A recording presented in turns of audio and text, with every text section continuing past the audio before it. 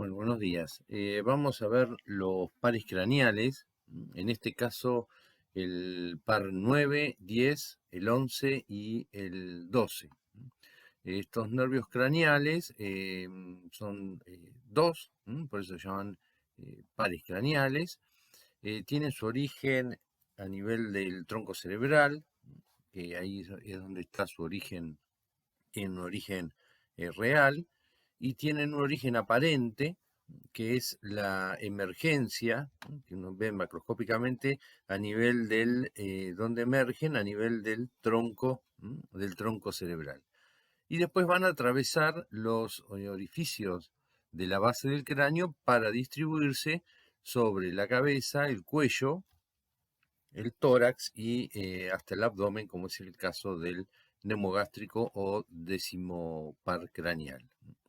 Entonces, vamos a ver en un principio el 9, el 10, el 11 y el 12. Acá están, entonces esta es la clasificación. El par 1 se numeran con números romanos, ¿sí? El 1 es el olfatorio, 2 es el nervio óptico, 3 es el motor ocular común, 4 es el patético o troclear, quinto es el trigémino, sexto es el motor ocular externo, el séptimo par es el nervio facial, el octavo par es el vestíbulo coclear, o lo van a encontrar también como nervio auditivo, en realidad es vestíbulo coclear, porque también lleva información sobre, no solo de audición, sino sobre el equilibrio. El noveno es el glosofaringio, el décimo es el neumogástrico o nervio vago, el undécimo par es el nervio espinal o accesorio, y el duodécimo par es el nervio hipogloso. Entonces acá vemos el tronco cerebral y la emergencia. Esto sería el origen aparente. Después acá tiene un trayecto intracerebral y van a salir por los orificios que ustedes ya conocen, los orificios de la base del cráneo, para distribuirse por las regiones correspondientes. Entonces ahora vamos a ver tres que salen por el agujero rasgado posterior, el 9, el 10 y el 11, y por el agujero condilio anterior, el hipogloso. También tenemos que tener en cuenta que hay nervios que son sensoriales, ¿sí? Como por ejemplo el olfatorio, el óptico y el vestíbulo coclear. Hay otros nervios que son motores, ¿no? Como el motor ocular común, el patético, el motor ocular externo, el espinal, o el hipogloso. Y después hay nervios que son mixtos, que son sensitivo-motores, como es el caso del trigémino, el facial, glosofaringio y neumogástrico. Estos, los pares craneales, lo vamos a volver a ver cuando hablemos de neuroanatomía, y también en algunos casos también van a ver cuando hablemos de órganos de los sentidos. Entonces acá vamos a hacer referencia principalmente a su trayecto extracraneal, es decir, una vez que salen del cráneo y ya tienen todo su recorrido por lo que es la cabeza y el cuello, o como les decía anteriormente, el tórax, o incluso hasta el abdomen, como es el nervio neumogástrico. Bien, entonces vamos a ver el nervio glosofaringio, que es el noveno par craneal.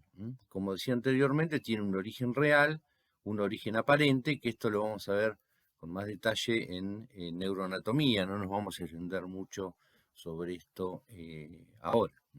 Entonces, bueno, que están los núcleos de origen a nivel del tronco cerebral. El origen aparente es en qué sector uno ve que sale del tronco cerebral, que en este caso es surco retroolivar, y después va a salir o va a atravesar el agujero rasgado posterior, o el foramen yugular. Entonces acá vemos el agujero rasgado posterior, acá está la yugular interna, va a salir por la parte más angosta del agujero rasgado posterior. Acá está, esta es la espina yugular, esta es del occipital, esta es del peñasco, y este es el ligamento yugular. Entonces, como ven, acá está el glosofaringio por delante, después viene el neumogástrico, el espinal, el seno petroso cruza por detrás del glosofaringio en busca de la yugular. Y entonces, esta es la emergencia, cómo sale a través de la base del cráneo. Y después se va a distribuir, va a atravesar diversas regiones que ahora vamos a ver, y se va a distribuir por la parótida, por los músculos estilofaringio, la lengua, tiene que ver también con la mucosa del oído medio, la inervación entonces sensitiva de la mucosa del oído medio. Tiene en cuanto a la función, es sensitivo especial, dice, porque el gusto, lleva el gusto de la parte posterior de la lengua. Es sensitivo somático y también motor somático y visceral. Acá vemos entonces, este es el origen, acá está, el surco olivar superior, ¿sí? Este es el origen aparente. Bueno, acá vemos entonces la emergencia de el nervio glosofaringio, es decir, atravesando el agujero rasgado posterior. Ya dijimos la relación con el seno petroso inferior, que ocupa la porción anterointerna, y la porción vertical del seno lateral, la postero-interna.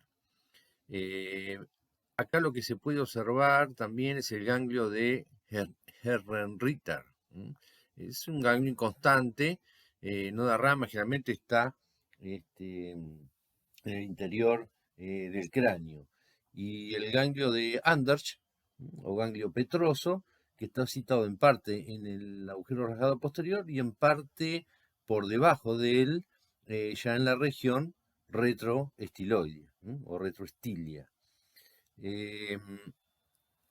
Estos ganglios serían un equivalente a los ganglios que vimos en los nervios raquídeos, que están en la raíz posterior de los nervios raquídeos. Esto es un equivalente.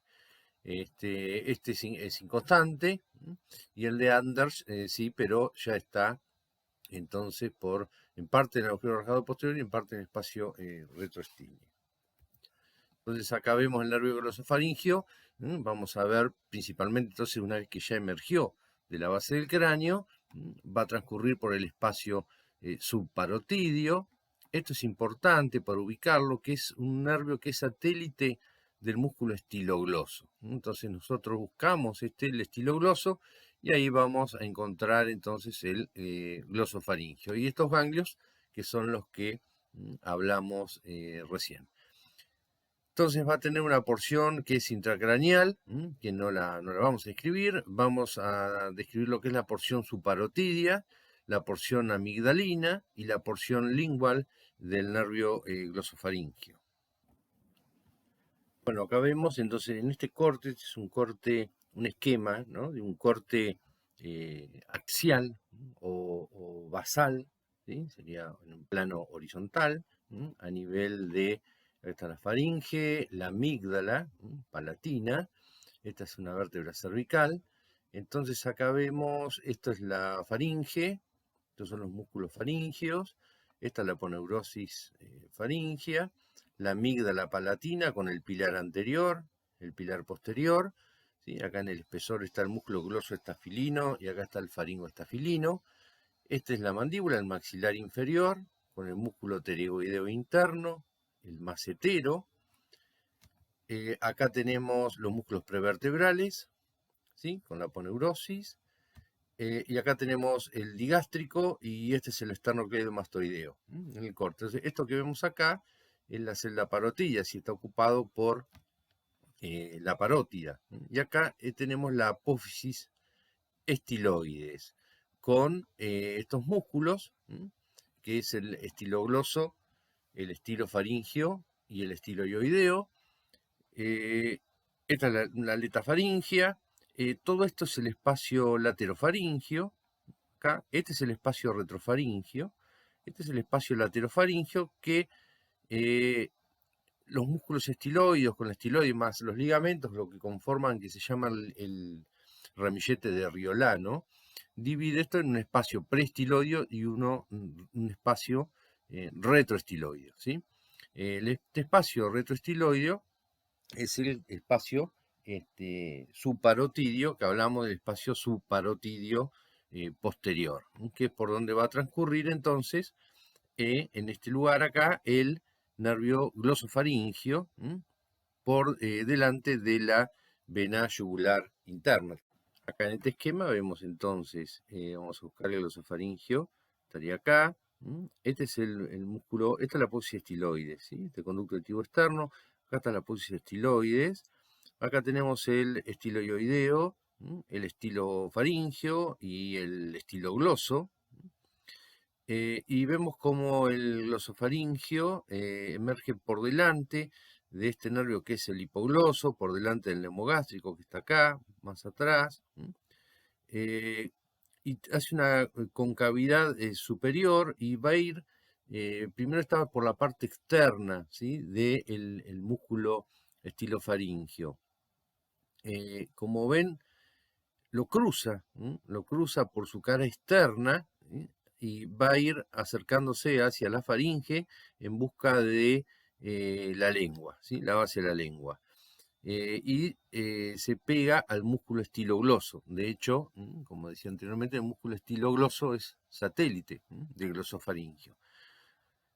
Estas relaciones son importantes para no, porque generalmente se confunden o con el nervio lingual, que está acá, que es rama del quinto par, del trigémino, o con el duodécimo par, que es el hipogloso. Ahora vamos a ver, cuando hablemos de hipogloso, algunas relaciones para identificar. Si identifican el hipogloso, bueno, saben que por encima van a encontrar más alto el glosofaringio. Bueno, entonces, siguiendo la cara profunda entonces del músculo estilogloso, va a llegar a la lengua y se va a ramificar por esta zona y también en la región, sobre la región amigdalina, la amígdala palatina. Bueno, esto es una foto, un preparado anatómico, donde acá vemos la cavidad bucal, la lengua, el paladar óseo, ¿sí? Acá vemos el estilofaringio, el nervio glosofaringio, como viene desde atrás, lo rodea, va por su cara externa, va a ser después satélite del estilogloso, rodea, ¿sí? Este es el estilofaringio. Este es el paquete vascular, es decir, acá tenemos la arteria lingual, la arteria facial, y acá está la arteria, ¿sí? Esta, la palatina ascendente, ¿sí? Arteria palatina ascendente, facial, la arteria amigdalina que entra ahí, y esta es la arteria lingual. Y esto que está acá es el nervio lingual, acá falta la rama, la porción horizontal, sería del maxilar inferior, cubriendo esto. Entonces, para que ustedes tengan una idea, es decir, acá estaría el maxilar inferior, acá estaría el ángulo, el gonio, el ángulo del maxilar inferior, y entonces acá atrás tenemos el glosofaringio. Esto acá es con más detalle ya, ¿no? Es decir, acá tenemos la apófisis estiloides, acá está el conducto auditivo externo, este músculo que viene así, ven que va hacia la lengua, ¿sí? Buscando la lengua, este es el estilogloso. Y el otro que viene acá, que va por detrás, por dentro, es decir, más medial, y va hacia la faringe, es el estilofaringio. Entonces, nosotros tenemos el estilofaringio, bueno, vamos a buscar ahí pegadito este nervio, que es el glosofaringio. Rodea la cara, el borde, la cara externa y el borde posterior, rodea toda su cara externa, se hace satélite a este músculo, al estilogloso, y va a ir hacia también la lengua y acercándose hacia la faringe. Y acá vemos cómo es cruzado también a este nivel por la arteria que decíamos hoy, la arteria palatina ascendente, ¿sí? La arteria palatina ascendente, ¿sí? Estas son relaciones importantes como para localizarlo, ubicar entonces en este punto al nervio glosofaringio. En cuanto a las ramas que tiene el nervio glosofaringeo, tenemos ramas colaterales, como es el nervio de Jacobson, con un ramo carótico timpánico y los petrosos profundos, mayor y menor. Ahora vamos a ver, pero esto tiene que ver con, trae la sensibilidad de lo que es el oído medio, la mucosa de la caja del tímpano. Y también tiene ramas colaterales para el estilo faringeo, para el estilo gloso, para el gloso estafilino, que dijimos que era uno de los músculos que forman el pilar anterior, el velo del paladar. Hay ramos carotidios para la bifurcación de la carótida, donde está el seno carotidio, donde está la bifurcación de la carótida primitiva en carótida interna y carótida externa. Hay ramos faringios y obviamente ramos amigdalinos. Recibe la sensibilidad, ¿sí? de esta zona a nivel de faringio y amigdalino. Es algo que nosotros vemos, por ejemplo, que hacemos otorrinolaringología, que hacemos cirugía amigdalina, amigdalectomía. El dolor, por ejemplo, postquirúrgico, es un dolor generalmente neurálgico, que tiene una neuralgia glosofaringia, porque es un dolor que empieza en la garganta, es decir, a nivel de la amígdala, donde uno estirpó la amígdala, y se irradia hacia arriba, un poco siguiendo el trayecto glosofaringio, se irradia casi al oído. Algunos pacientes dicen que hasta le duele, se quejan de dolor de oído. En realidad no es el oído, sino que es el dolor que se genera a nivel faringio. Tiene que ver con esto, con la inervación entonces del glosofaringio. Lo mismo que en parte el reflejo nauseoso cuando uno toca la faringe o la amígdala, esa sensibilidad es recogida por el nervio glosofaringio. Y después tenemos las ramas terminales que se van a dividir en múltiples ramas a nivel entonces de la base de la lengua, para recibir entonces el gusto del sector que está por detrás, ¿sí? De la lengua, el sector posterior. Bueno, como decíamos entonces, dentro de estas colaterales teníamos el nervio de Jacobson, que penetra en el conducto timpánico y se distribuye entonces por la caja del tímpano, pero ahí va a dar a nivel entonces del oído medio varias ramas, ¿no? Ramas para la trompa de Eustaquio, es decir, ramas, son ramas anteriores, ramo tubárico, da el nervio carótico timpánico, como dijimos, y acá tenemos que dar, hay dos ramas superiores, ¿sí? Que son los petrosos profundos, el nervio petroso profundo mayor y petroso profundo menor. Estos se van a unir, los petrosos profundos, mayor y menor, se van a unir con el petroso superficial, es decir, el petroso profundo mayor se va a unir con el petroso superficial mayor para formar el nervio ovidiano, que va a terminar en el ganglio efenopalatino. Ahora, el petroso profundo menor, si anastomosa con el petroso superficial menor, petroso profundo menor, si anastomosa con el petroso superficial menor, para terminar en el ganglio óptico, y de ahí fibras que van a ir entonces a la parótida, son ramos eferentes, ¿sí? Transmitidos a la parótida a través del ganglio óptico, que tiene que ver entonces con la inervación parasimpática, el sistema nervioso autónomo, para actuar estimulando entonces la secreción parotidia. Son fibras parasimpáticas, ¿sí? Acá tenemos las fibras que van al corpúsculo carotidio, las fibras que van al músculo estilofaringeo, a los músculos constrictores, ¿sí? De la faringe, lengua y parte del paladar blando.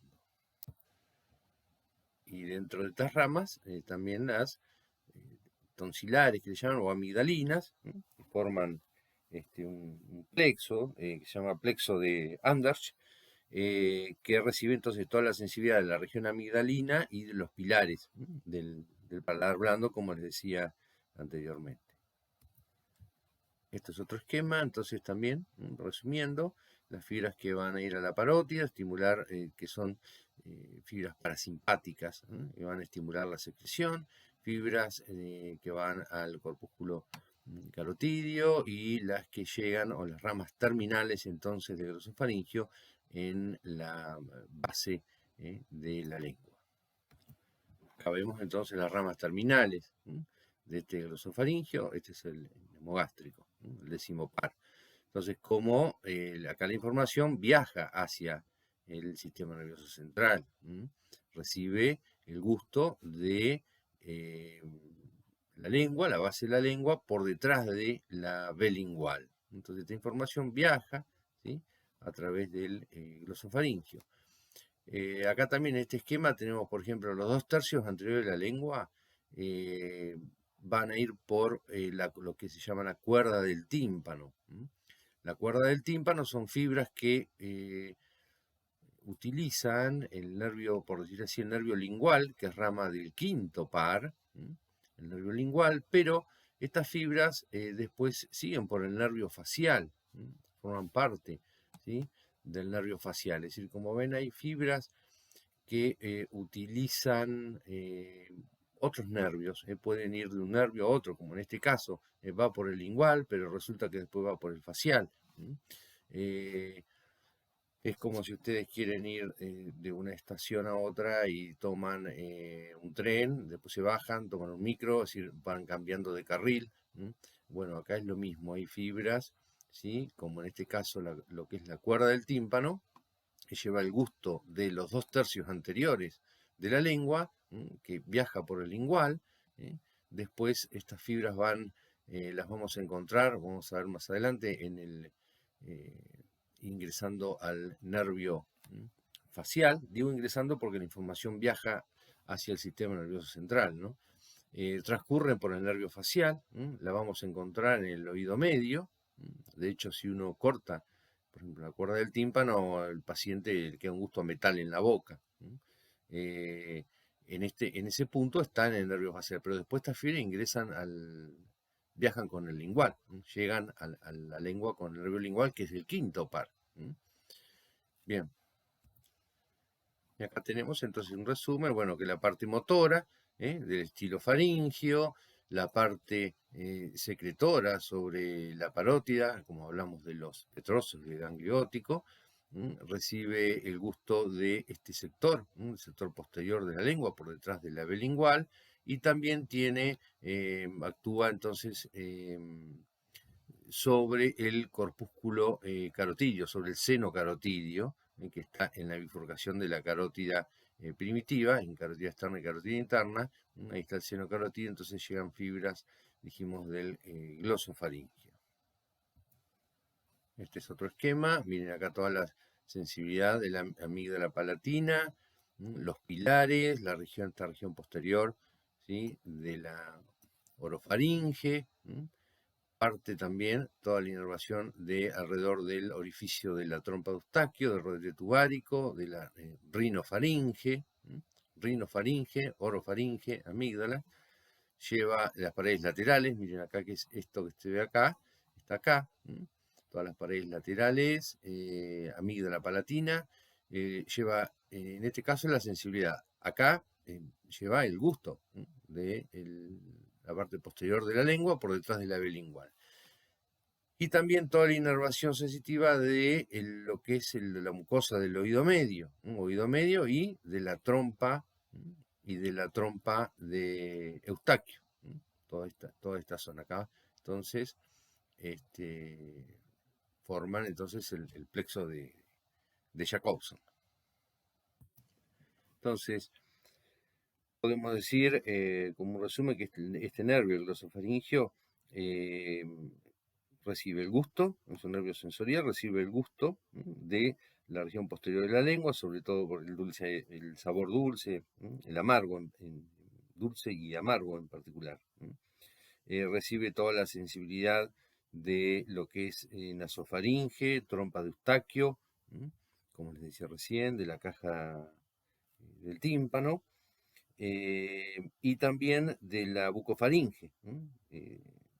Cuando una manera de explorarlo, por ejemplo, es con un bajalengua tocar, ¿sí?, la faringe, la orofaringe, y eso va a generar entonces un reflejo nauseoso. Una manera de explorar, por ejemplo, esas ramas del glosofaringio. Eh, Junto con el nemogástrico, que es el décimo par, con el facial, el espinal, que es el undécimo par, y el hipogloso, que es el duodécimo par craneal, intervienen en lo que es la motilidad bucofaringea. Es uno de los factores esenciales de la dilución, es decir, el constrictor superior, constrictor superior de la faringe, que está inervado por el glosofaringio, que es el que inicia un poco la contracción peristáltica. Entonces interviene en lo que es la dilución. También en la secreción salival, con la inervación de la parótida, a través de sus fibras que están incluidas en el nervio auriculotemporal, que es del trigémino. Algo similar a lo que ocurría, como les decía, con la cuerda del tímpano. Y a su vez también regula la presión arterial y regula o capta los cambios que hay en las composiciones químicas en el corpúsculo carotídeo, es decir, porque tiene entonces fibras que llegan hasta el corpúsculo carotídeo. Regula lo que es la presión arterial y también las variaciones en la composición química de la sangre debido a estas fibras. Bien. Bueno, el nervio neumogástrico, que es el décimo par craneal, también llamado nervio vago, tiene también un origen real y un origen aparente, que lo vamos a describir con detalle más adelante. Entonces, estos son los núcleos de su origen real, y el origen aparente también en el surco retroolivar. Va a salir entonces de el cráneo, va a atravesar la base del cráneo por el agujero yugular o el agujero rasgado posterior. Acá lo tenemos.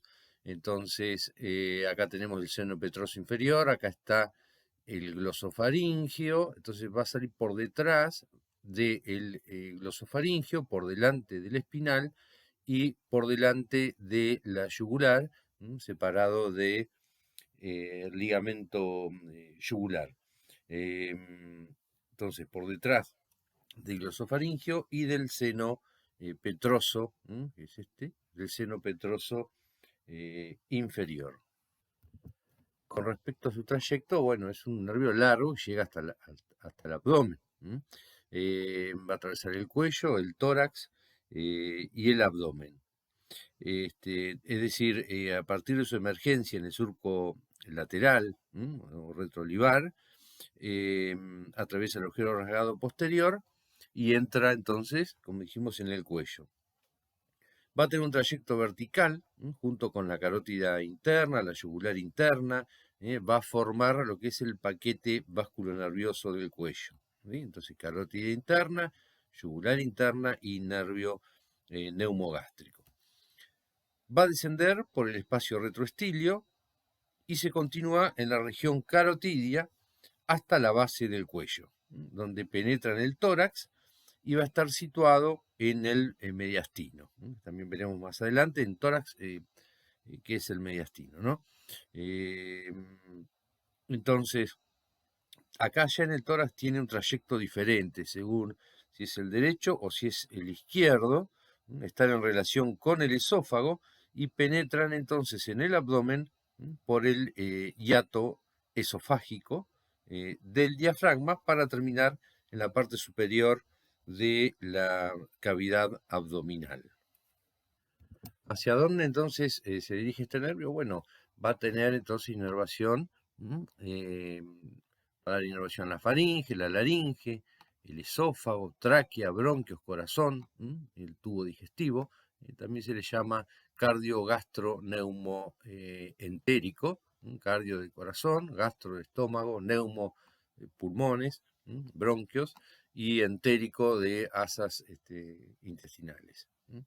En cuanto a la función, es sensitivo especial, también lleva información del gusto, sensitivo somático y motor somático y visceral.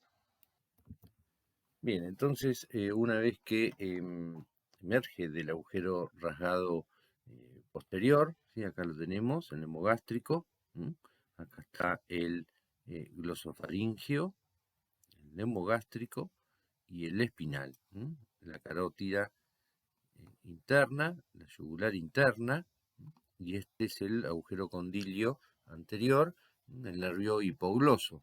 Esta es una vista posterior. Este es el músculo esternocleidomastoideo y este es el músculo digástrico. Entonces, en esta vista posterior, acá vemos, por ejemplo, acá está el nemogástrico con el ganglio yugular que está a nivel del agujero rasgado posterior, y aparece acá el ganglio plexiforme,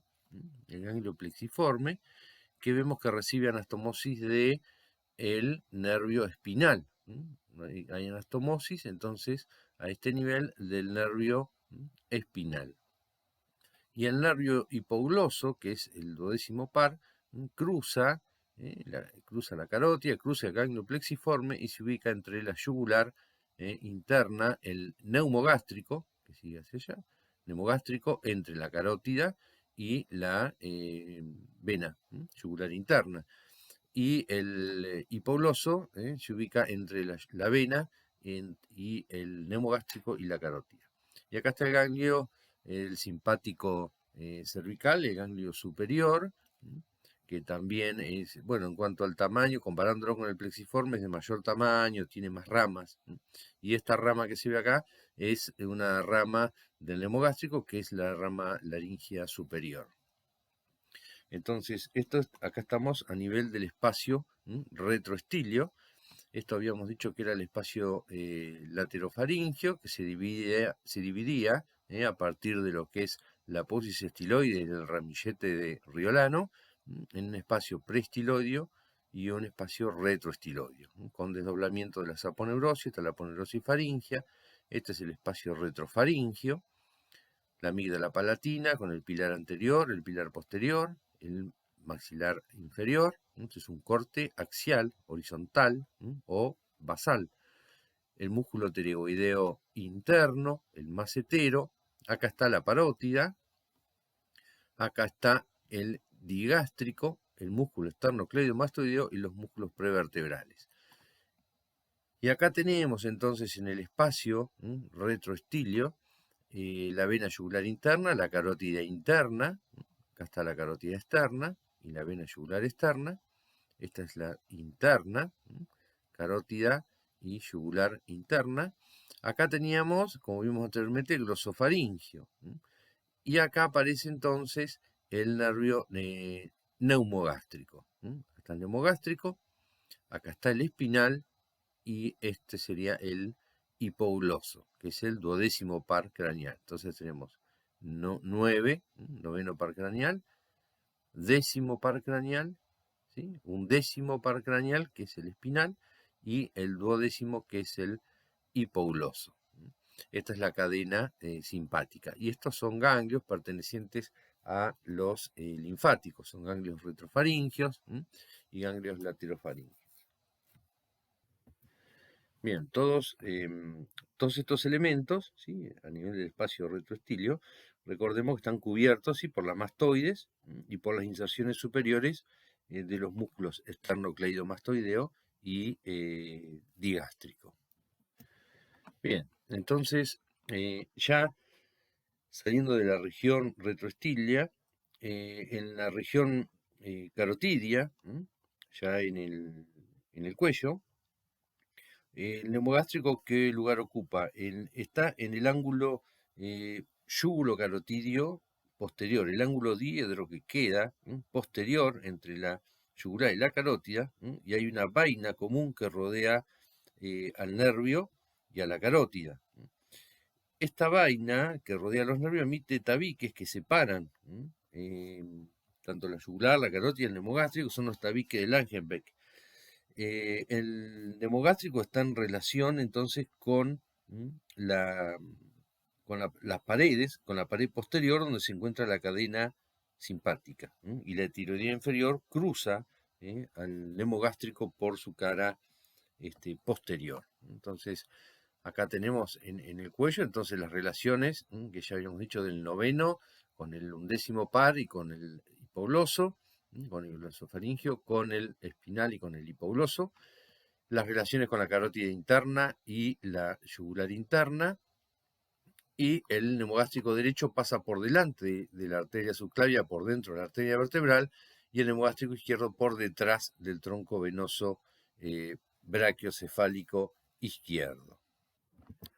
Bien, esto es lo que decíamos recién, es un esquema donde vemos la vena yugular interna, la carótida primitiva, la bifurcación, carótida interna, carótida externa, la que da ramas es la carótida externa, en el cuello, la arteria subclavia, esta es la arteria tiroidea inferior, recuerden que la superior es rama de la carótida externa, que es esta, tiroidea superior, la tiroidea inferior cruza por la cara posterior al nervio neumogástrico, que es este, que viene entre la carótida y la yugular interna.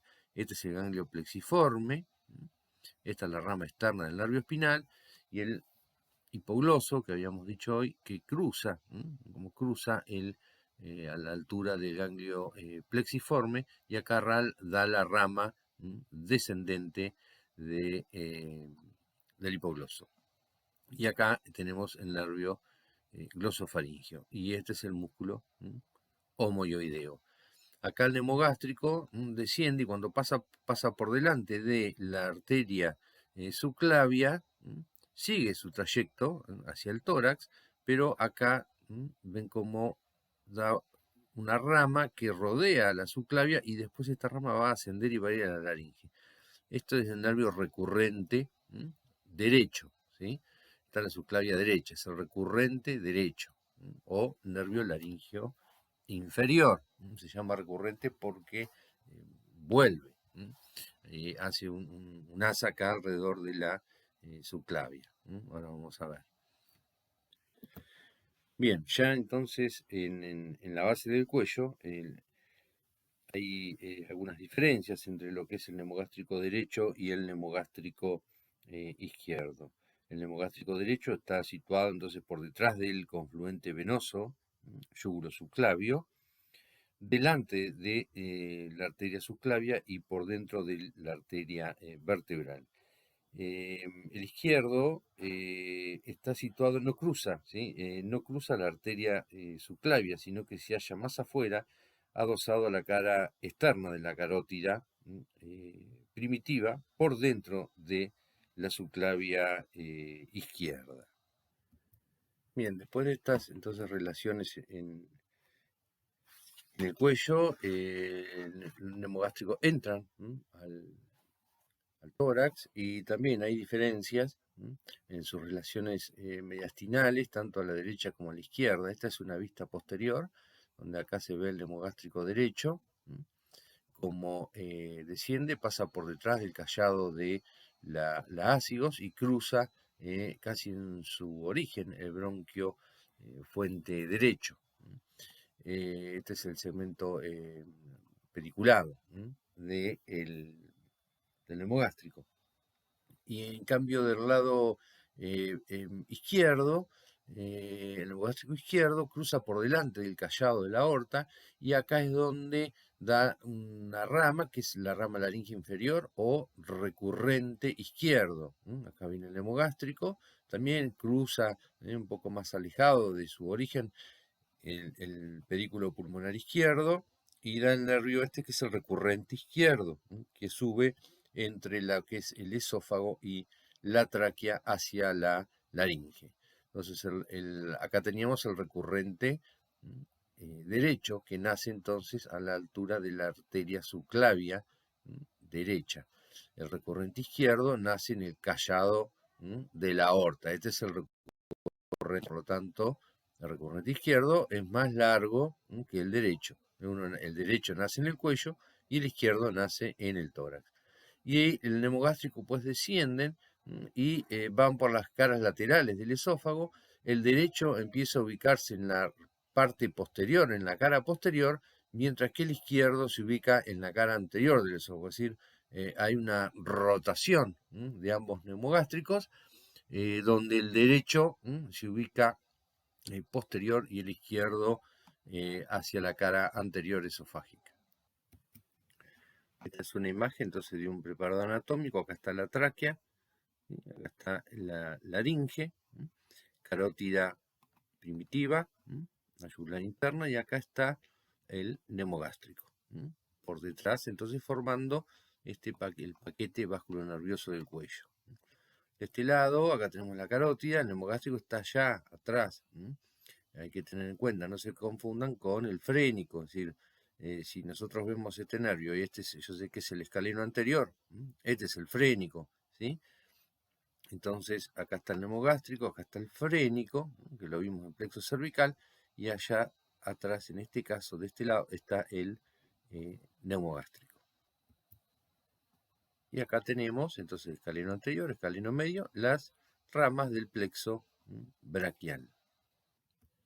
Esto es lo que hablábamos recién, las relaciones en el tórax. Entonces, en el neumogástrico derecho va por la región lateral derecha de la tráquea, y el esófago va a pasar por detrás del pedículo pulmonar, al igual que el izquierdo, pero el izquierdo dijimos que ya en el mediastino cruza la cara anterior del callado aórtico, de donde da el nervio recurrente. Ambos neumogástricos son retropediculados. Las relaciones ya en el abdomen van a atravesar entonces el orificio esofágico del diafragma, y dijimos que los neumogástricos iban rotando. El derecho, que venía por el borde derecho del esófago, se ubica en la cara posterior, y el izquierdo se ubica sobre la cara anterior del esófago. Con respecto a las ramas, tenemos ramas colaterales. No vamos a describir puntualmente cada una, sino algunas. Tenemos un ramo meningio, ramas cervicales, que es el nervio faringio, los nervios cardíacos superiores, el nervio laringio superior y el laringio inferior o recurrente, ramas torácicas, pulmonares y esofágicas. Acá vemos entonces del lado el neumogástrico derecho, el neumogástrico izquierdo. El neumogástrico derecho vemos cómo desciende, como ya acá en el tórax, cómo pasa por detrás del callado del ácido, y las ramas que da esofágicas, cardíacas, como va entonces por detrás, se va hacia atrás, rotando por detrás del esófago, para llegar entonces al abdomen. Y el izquierdo, el derecho, acá ven cómo ahí da el nervio recurrente, recurrente derecho al laringio inferior. Y el izquierdo desciende, pasa ya en el mediastino, pasa por delante del callado de la aorta. Ambos dijimos que son retropediculares, por detrás del pedículo pulmonar. Y las ramas, ¿sí? Cardíacas, esofágicas, y ya después ingresa al abdomen para dar sus ramas terminales. Esta es una imagen de la inervación laringea, donde acá tenemos el nervio laringio superior, y este es el nervio laringio inferior o recurrente. En general decimos recurrente.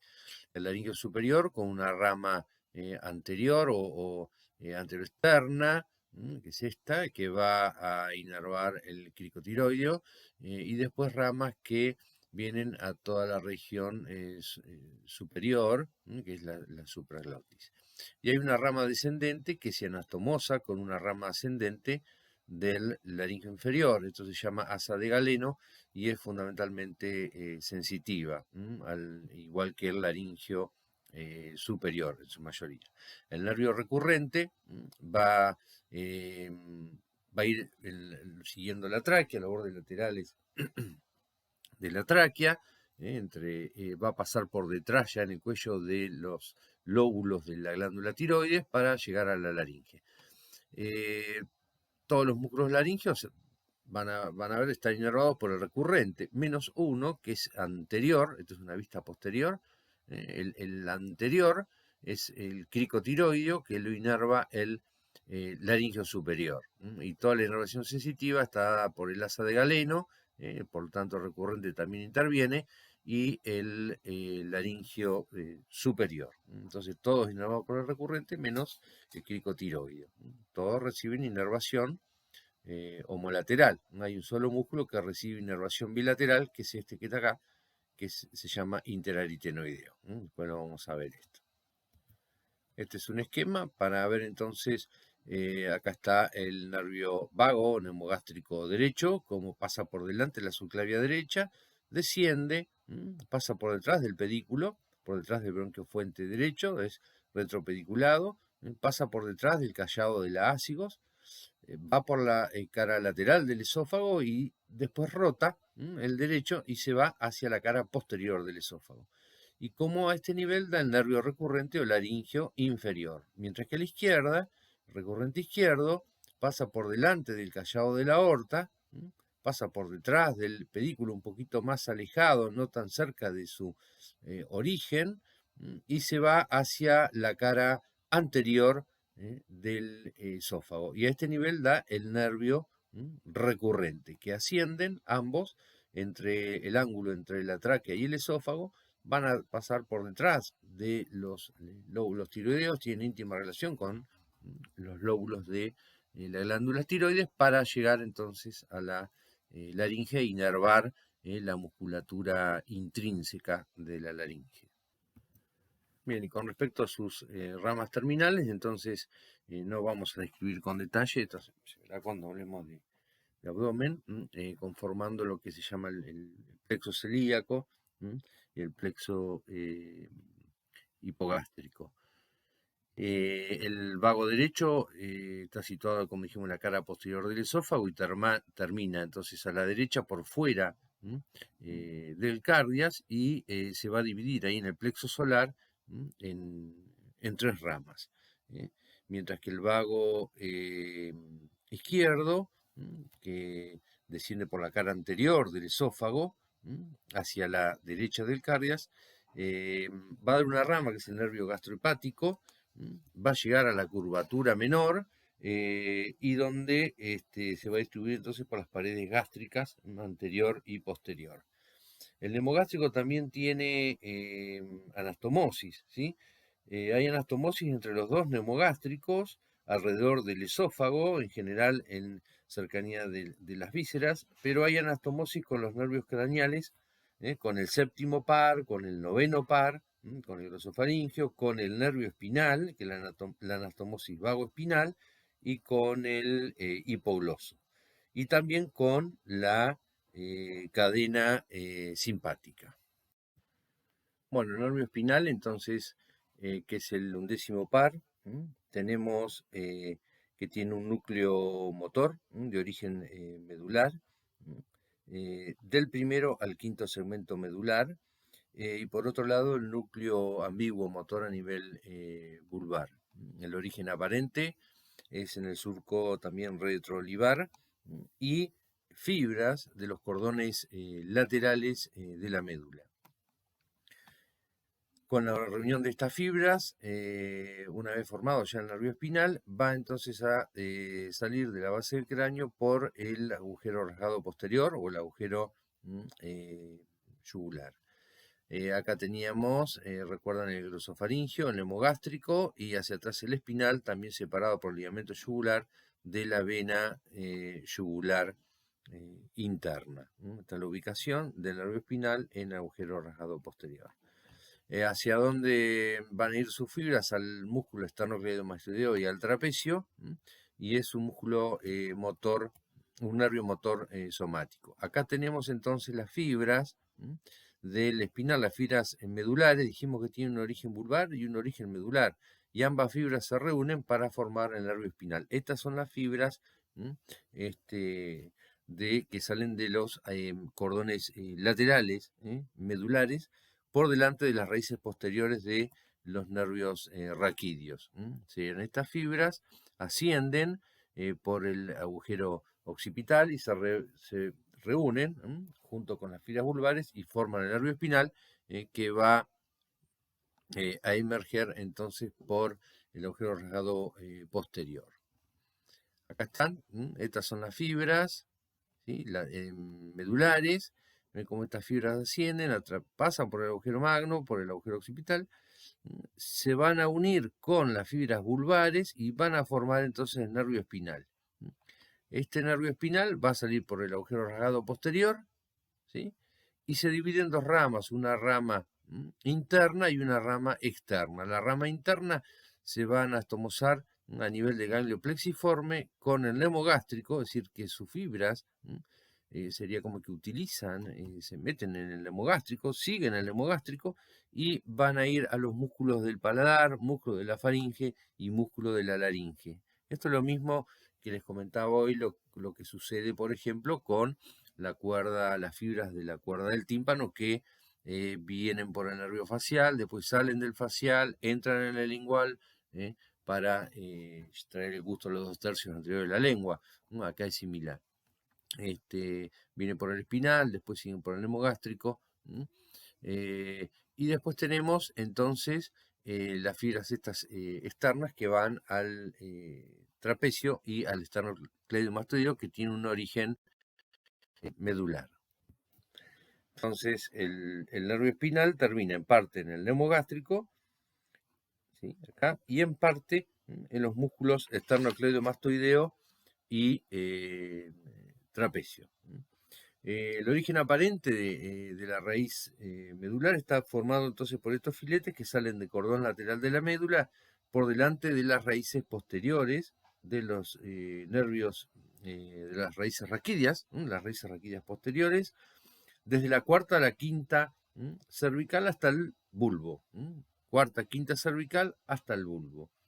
Y la raíz vulvar son 4 o 5 filetes radiculares que salen del surco lateral posterior y por debajo de las raíces del neumogástrico. Entonces, como decíamos, estas fibras ascienden, se reúnen y van a formar acá el nervio espinal. Esta rama externa, que va al trapecio del esternocleidomastoideo, la rama externa del espinal, se dirige hacia abajo, hacia afuera y atrás, cruza la cara posterior, ¿sí? O la cara anterior, cruza de la yugular interna, pasa por detrás de los músculos del estiloioideo y del digástrico y va a abordar la cara profunda del esternocleidomastoideo más o menos 4 centímetros por debajo de la apófisis mastoides. Va a atravesar el haz cleidomastoideo para llegar al hueco supraclavicular y llegar al trapecio. Por debajo de estos músculos, recordemos que también está la anastomosis con el plexo cervical, con el segundo, tercer raíz cervical, que ya hablamos, pero que en general, es decir, la actividad motora de estos músculos lo da el espinal. Mientras que el tercer nervio cervical da ramas, da solo a estos músculos ramas de tipo sensitivo. Esto es lo que hablábamos recién, el trayecto y las relaciones. Los filetes medulares que son ascendentes por el foramen magno se juntan con la otra porción vulvar, forman el nervio espinal, sale por el agujero rasgado posterior y se divide en ramas internas y externas. La rama interna, que se funciona con el ganglio plexiforme del neumogástrico, y la rama externa para el trapecio y para el esternocleidomastoideo. Acá tenemos las fibras medulares, ascienden, se une con las vulvares, la rama externa que va al esternocleidomastoideo y al trapecio. Acá tenemos el nervio espinal, ¿sí? El nervio neumogástrico, está la carótida, y acá está el nervio glosofaringio. Lo mismo el espinal, está el trapecio, el nervio espinal, y la yugular interna, y acá el asa del hipogloso. El otro nervio que tenemos es el hipogloso, el duodécimo par, tiene un origen real, que es el núcleo motor del duodécimo par. El origen aparente es de surco preolivar, a diferencia de los anteriores que era retroolivar. Con respecto al trayecto y relaciones, emerge del cráneo por el agujero condilio anterior, los anteriores por el agujero rasgado posterior. Tiene un trayecto intracraneal, un trayecto maxilofaringio, carotidio, suprayoideo y lingual. Este es el origen aparente, acá está el surco retroolivar, entonces el glosofaringio, el nemogástrico, y acá los cordones laterales medulares, glosofaringio, nemogástrico, espinal, ¿sí? Y el hipogloso en el surco pre-olivar. Entonces tiene, dijimos, un trayecto intracraneal, que está en la fosa posterior, entre la arteria cerebelosa posterior inferior y la arteria vertebral. Después lo veremos más adelante en neuroanatomía con un poco más de detalle. Tiene un trayecto maxilofaringio entre la vena yugular interna, el décimo par, y la carótida interna, y el trayecto carotidio que está por debajo del vientre posterior del digástrico, y vamos a ver entonces lo que es el triángulo de Farabeuf. Bien, acá vemos entonces ya vimos varias veces este esquema, el espacio laterofaringio, sobre todo el espacio retroestilio, donde está transcurriendo entonces el hipogloso, que está acá, ¿sí? Por dentro y un poquito por detrás de la carótida interna, acá está la vena yugular interna, acá está el glosofaringio, el nemogástrico, el espinal, esta era la cadena simpática, este es el ramillete riolano, es decir, la aposia estiloides con el ramillete riolano. Acá hay 3 músculos, faltan 2 ligamentos. Está la parótida, este es el espacio retrofaringio. Entonces acá estaría el hipogloso. Bien, ya acá en el cuello, entonces acá tenemos el nervio hipogloso, como viene por detrás de la carótida interna y el neumogástrico, viene por detrás, acá está la carótida interna. Este es el nemogástrico, viene por detrás, pasa, es cruzado obviamente por el músculo el digástrico, rodea, cruza el nemogástrico y cruza acá la carótida externa, donde nace la arteria occipital, que es la rama colateral de la arteria carótida externa. Y se dirige, cambia de dirección y se dirige a la región suprayoidea en relación con el músculo iogloso, y en esta zona está cubierto por el digástrico, por el músculo estiloioideo y por la glándula submaxilar. Acá vemos que da esta rama que es ya la vimos que es la descendente, la rama descendente del hipogloso, que se anastomosa con la descendente del plexo cervical para formar entonces esta es la rama terminal del plexo cervical profundo junto con el frénico. La rama descendente se anastomosa con la descendente del hipogloso y forma el asa del hipogloso en relación con la cara externa de la vena yugular interna. Acá está el plexo braquial y estas son ramas del nervio espinal. Y acá tenemos el nervio glosofaringio, como sigue, cruza al estiloioideo y se va siguiendo el estilogloso, que es este. Bien, acá está el nervio facial, este es el nervio facial. Bien, entonces acá tenemos el estilogloso, acá está, este es el geniogloso, este es el músculo genioideo, este es el iogloso, y este es el estilofaringio y estilogloso. ¿Sí? Bien, ya en el cuello entonces podemos describir este triángulo, que es el triángulo de Farabeuf, donde tenemos la yugular interna, ¿sí? El tronco lingofacial, tirolingofacial, el tronco venoso tirolingofacial, la yugular interna y el hipogloso. Y en profundidad tenemos la carótida externa con sus ramas, la actividad superior, lingual, facial, la occipital, dijimos acá el hipogloso que cruza justo la carótida externa por debajo de la rama colateral, que es la arteria occipital, colateral de la carótida externa, obviamente. Esto es lo que veíamos recién, la vena yugular interna, el tronco venoso tirolingofacial y el hipogloso. Y acá la carótida, entonces encontramos en profundidad la carótida externa. Y acá la ponerosis cervical superficial. Entonces ya en la región supraoidea, es decir, en la región supraoidea vamos a describir lo que es el triángulo de Beckler y el triángulo de Pirogov. Después tiene un trayecto lingual entre el músculo hiogloso y el miloioideo, con el conducto de Wharton, el conducto de la glándula submaxilar está por encima. Y las ramas colaterales que va a dar, bien altas ramas meningias y ramos para la yugular interna. Acá vemos entonces el hipogloso, ahí. Este es el músculo, este que está acá abajo, es el músculo hiogloso. Acá está el miloioideo seccionado, es decir, que acá transcurre entre el músculo hiogloso y el miloioideo que lo cubre. Está la glándula submaxilar. Acá está entonces el nervio hipogloso. Este es el músculo estiloioideo y este es el digástrico, el vientre posterior del digástrico. Y allá atrás está la arteria lingual, es decir, que está separado el nervio hipogloso de la arteria lingual por el músculo hiogloso. Bueno, acá están los triángulos que hablábamos en la región supraoidea. Por un lado el triángulo de Pirogov y por otro lado el triángulo de Beckler. El triángulo de Pirogov está formado por el tendón intermedio del digástrico, el borde posterior del miloioideo y hacia arriba tenemos el nervio hipogloso.